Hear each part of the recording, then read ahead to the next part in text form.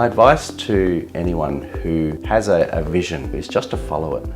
And I think the biggest step in doing that is believing in yourself and alleviating your fear. My name is Mat Bowtell and I am a prosthetic limb innovator.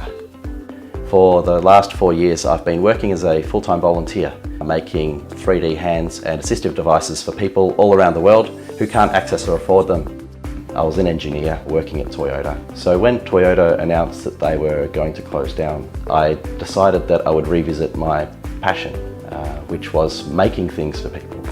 And I just felt that I could do something greater for society.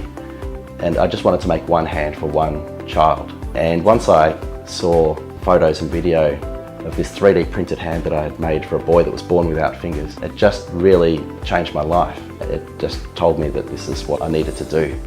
The media attention over the last year, I have now hundreds of kids around the world wanting me to make something for them. And I'm actually moving into a factory on Phillip Island, so I'll be able to set up a production line there to fulfill all of the orders. There are a lot of smart people living in Gippsland doing some amazing things. I think through Startup Gippsland, it's a real avenue to bring those minds together. Having an idea is only really about 10% of the challenge, and I think having access through Startup Gippsland to people who have experienced these things in the past, I think it's going to be absolutely wonderful for the region. It's always very special when you get a video or a photo sent from a family after they've received one of the devices that I made.